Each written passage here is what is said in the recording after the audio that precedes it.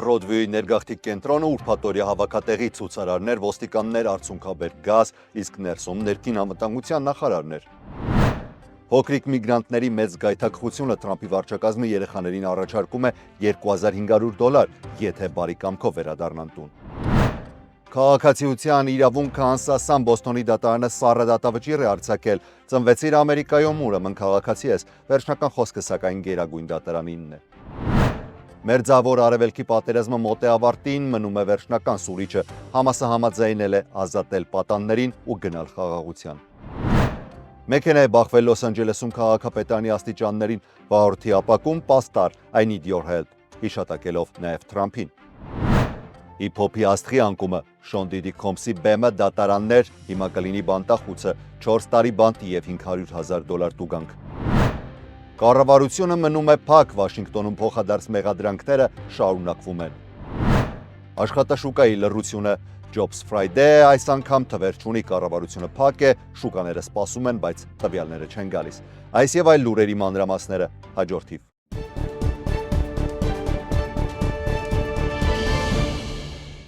Ողջույն սիրելի հետևորդներ, USR Media-ի YouTube-յան ալիքում ԱՄՆ գլխավոր լուրերն են։ Կանխապ շնորհակալ եմ մեզ հետևելու, նյութերը լայքելու և բաժանորդագրվելու համար։ Առաջին հայացքից պարզ գործողություն է, բայց մեզ համար ամենակարևոր արձագանքը մեր ողջ անձնակազմի անունից ևս մեկ անգամ շնորհակալություն։ Սկզբում ներգաղթի և ներգաղթյալների վերաբերյալ թեմաներով։ Չիկագոյի Բրոդվեյ ներգաղթի կենտրոնի դիմաց այսօր կրկին առավոտյան բախումներ են տեղի ունեցել ցուցարարների և ոստիկանության միջև։ Սա արդեն 5-րդ շաբաթն է, երբ ուրբաթ օրերին այստեղ անցկացվում են բողոքի ակցիաներ կապված ներգաղթյալների պահման պայմանների հետ։ Ներքին անվտանգության նախարար Քրիստի Նոեմը, սակայն ցուցարարներից շատերը հրաժարվում են դեռևս դրանց ենթարկվել։ Նահանգային ու տեղական ուժերից կազմված միասնական հրամանատարությունը ցուցարարներին հեռու էր պահում այսօր դաշնային գործակալներից ու մեքենաներից։ Նոեմն առավոտյան նաև անակնկալ հայտնվել էր քաղաքապետարանում, ցանկանալով հանդիպել քաղաքապետ Կաթրինա Թոմփսոնին, բայց քաղաքապետը տեղում չի եղել։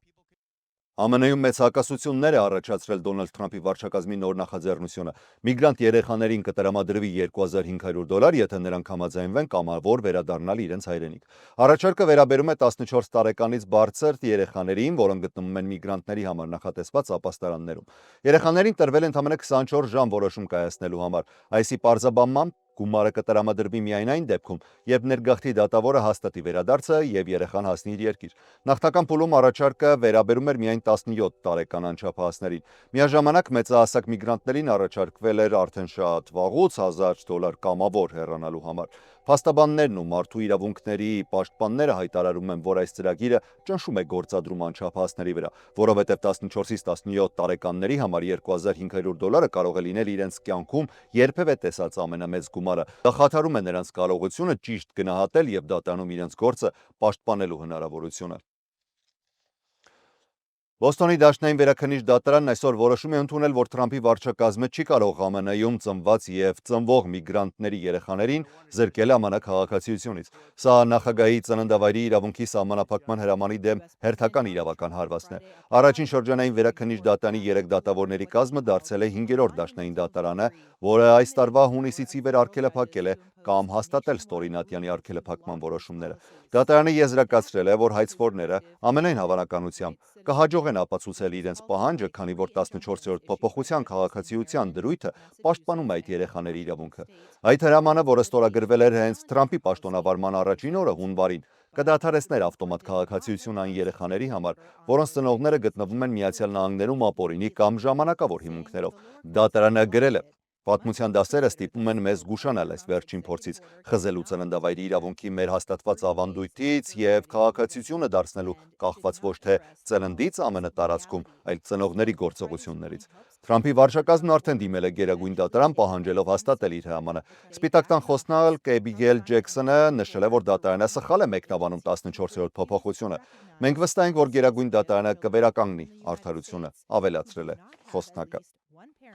Նախագահ Թրամփն այսօր հայտարարել է, որ Իսրայելը պետք է անմիջապես դադարեցնի Գազայի ռմբակոծությունը, քանի որ Համասը համաձայնել է իր խաղաղության ծրագրի որոշ կետերի հետ եւ պատրաստակամություն է հայտնել վերադարձնել հոկտեմբերի 7-ի հարձակման ժամանակ գերեվարված վերջին պատանդներին։ Համասը նշել է, որ պատրաստ է ազատել պատանդներին եւ իշխանությունը հանձնել այլ պաղեստինցիների, սակայն ծրագրի մի շարք դրույթներ պետք է քննարկվեն պաղեստինյան ուժերի միջև։ Խմբավորման բարձրաստիճան ներկայացուցիչը ասել է, որ կան լուրջ տարաձայնություններ, իրականում զինաթափման մասով մասնավորապես։ Իսրայելը, որը փակ է շաբաթվա պատճառով, չի արձագանքել, իսկ Համասի պատասխանը կարծես թե չի էլ բավարարում վարչապետ Բենյամին Նեթանյահուի պահանջների խմբավորման կապիտուլյացիայի եւ զինաթափման հարցում։ Իսրայելը ավելի վաղ ամբողջությամբ ընդունել էր Թրամփի պլանը։ Թրամփը ողջունել է սակայն Համասի հայտարարությունը եւ սոցցանցում գրել. Իսրայելը պետք է անմիջապես դադարեցնի Գազայի ռմբակոծությունը, որպեսզի պատանդներին հնարավոր լինի անվտանգ եւ արագ դուրս բերել։ Հակառակ դեպքում դա չափազանց վտանգավոր է։ Մենք արդեն քննարկում ենք մանրամասները։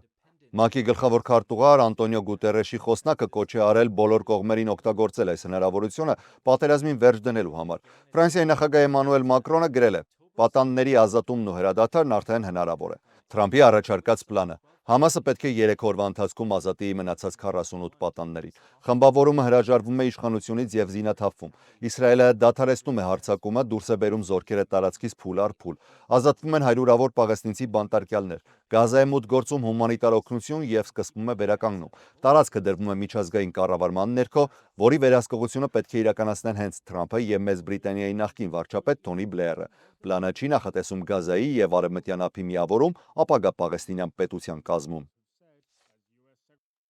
Թրամփը մեկ րոպեանոց ուղերձ է այսօր հղել բոլոր նրանց, ովքեր մաս են կազմել այս գործընթացին։ Տեսանյութը հրապարակել է Սպիտակ տան մամուլի ծառայությունը։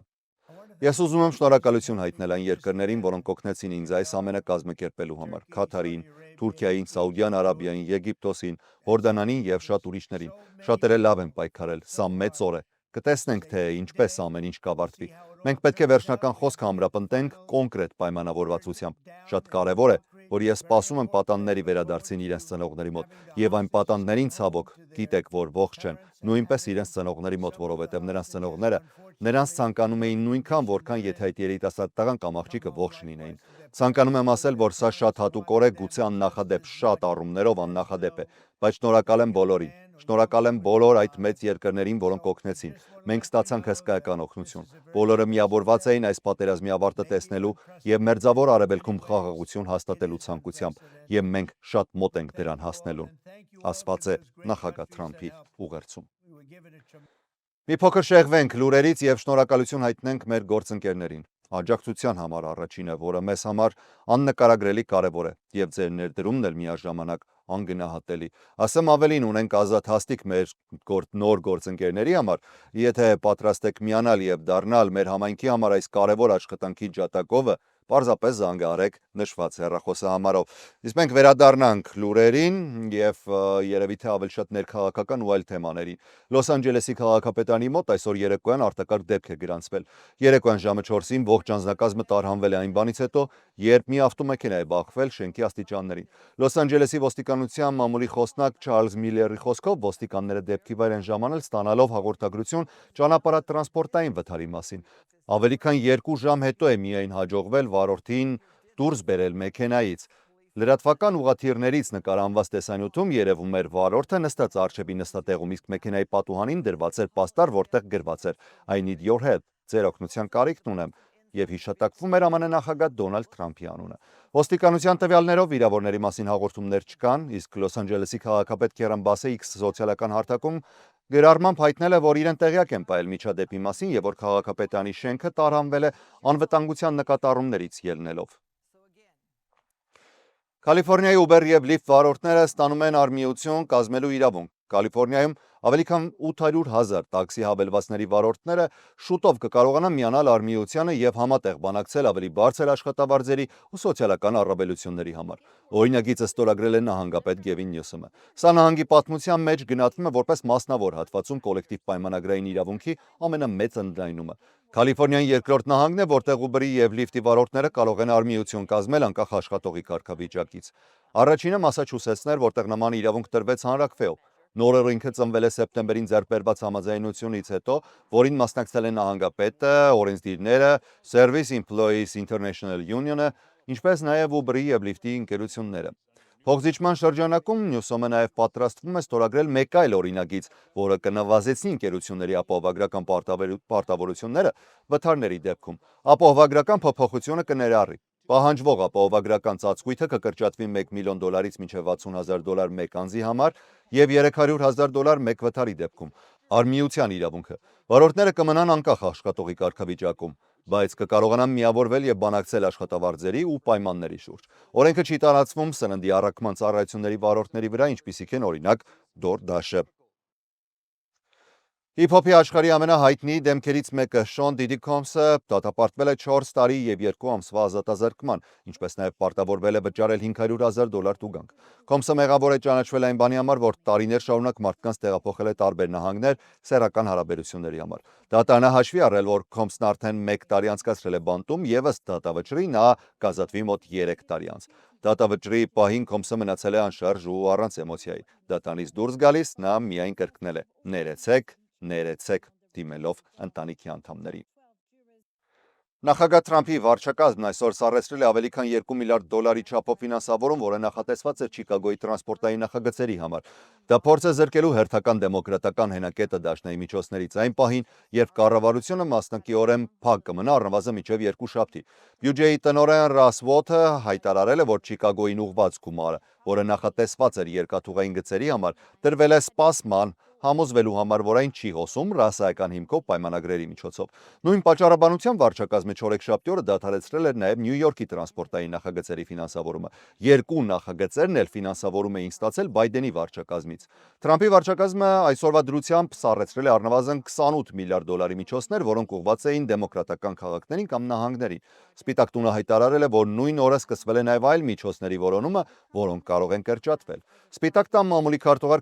Քերոլայն Լևիթն ասել է, որ խոսել է նախագահի հետ այդ մասին եւ նա հանձնարարել է Սպիտակ տան թիմին սկսել ուսումնասիրել օգնությունը, որը հնարավոր է կրճատվի նաև Փորթլենդում եւ այլ վայրերում։ Միաժամանակ Սենատն այսօր քվեարկել է դեմոկրատների եւ հանրապետականների առաջարկած երկու տարբերակների շուրջ, սակայն երկուսն էլ չեն անցել։ Քվեարկությունից հետո սենատորները շտապ հեռացել են Կապիտոլիումից, ակնկալելով, որ շաբաթվա վերջին այլ քվեարկություն չի լինելու։ Այս ամենը վկայում է երկարատև փակման մասին, որը հազարավոր դաշնային աշխատողների թողնում է անորոշության մեջ, սպառնում է տնտեսությանը եւ Թրամփի վարչակազմին տալիս է հնարավորություն վերաձևելու դաշնային կառավարությունը։ Հանրապետականները շարունակում են առաջ տանել նույն կուսակցական բյուջետային տարբերակը, որը ըստ դեմոկրատների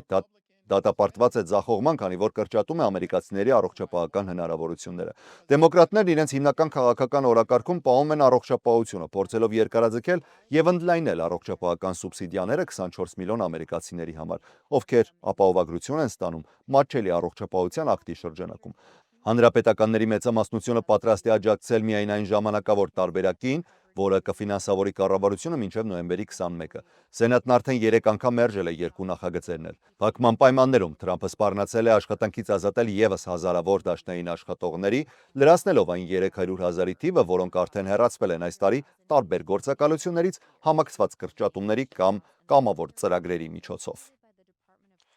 Եվ քանի որ խոսք գնաց ֆինանսական միջոցներից, եկեք ֆինանսական թեմաներով էլ ավարտենք։ ԱՄՆ ֆինանսական աշխարհում ամսվա առաջին ուրբաթ օրը հայտնի է որպես Jobs Friday, այն օրը, երբ հրապարակվում է երկրի ամենակարևոր տնտեսական տվյալներից մեկը՝ աշխատատեղերի ամսական հաշվետվությունը։ Սակայն այս անգամ հոկտեմբերի 3-ին այդ տվյալները չհրապարակվեցին, քանի որ կառավարությունը շարունակում է փակ մնալ։ Աշխատանքի նախարարությունը դադարեցրել է տնտեսական ցուցանիշների հրապարակումը, ներառյալ ոչ գյուղատնտեսական աշխատատեղերի զեկույցը, որը կարևոր դեր ունի դաշնային պաուստային համակարգի Ֆեդի տոկոսադրույքների որոշումների մեջ։ Ֆինանսական շուկաները կանխատեսում էին, որ մինչև տարեվերջ Ֆեդը պետք է որ կատարի եւս 2 տոկոսադրույքի նվազեցում, այդ թվում մեկը այս ամիս։ Սակայն առանց տվյալների կենտրոնական բանկը կարող է ստիպված լինել դադարեցնել այդ գործընթացը։ Այժմ ներդրողները ստիպված են օգտվել այլ աղբյուրներից, որոնք նույնպես ցույց են տալիս, որ աշխատաշուկայում թուլացում է նկատվում։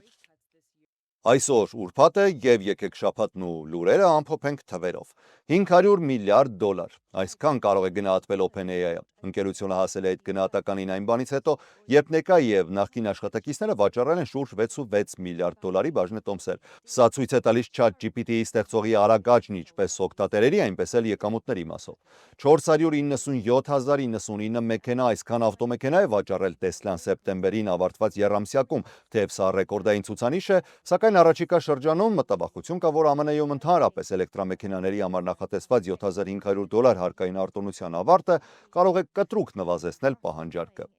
Պլյուս 2,77%։ Այսքանով են աճել Եվրոպայի առողջապահական ընկերությունների բաժնետոմսերը։ Pfizer-ը և նախագահ Դոնալդ Թրամփը պայմանավորվածություն ձեռք բերեցին օրերս Medicaid ծրագրում դեղերի գները նվազեցնելու դիմաց մաքսային արտոնություններ ստանալու համար։ Spotify-ի բաժնետոմսերը -5%։ Ընկերության հիմնադիր Դենիել Էկը հայտարարել է, որ հեռանում է գործադիր տնօրենի պաշտոնից։ Նա կդառնա վարչության նախագահ և կկենտրոնանա երկարաժամկետ ռազմավարության վրա։ $24.5 միլիոն, այսքան է վճարելու YouTube-ը կարգավորելու Դոնալդ Թրամփի հայցը։ Գործը վերաբերում էր նրա հաշվի արգելափակմանը 2021 թվականի հունվարի կապիտոլիումի անկարգություններից հետո։ Թրամփը True Social հարթակում գրել է. «Այս մեծ հաղթանակը ապացուցում է, որ տեխնոլոգիական հսկաների ցենզուրան հետևանքներ ունի»։ Օրվա լուրերն էլ այսքանն էին, ձեզ խաղաղ հանգստյան օրեր եմ մաղթում, ես Հարություն Մինասյանն եմ։ Շնորհակալ եմ ուշադրության համար, առողջ եղեք, կհանդիպենք երկուշաբթի։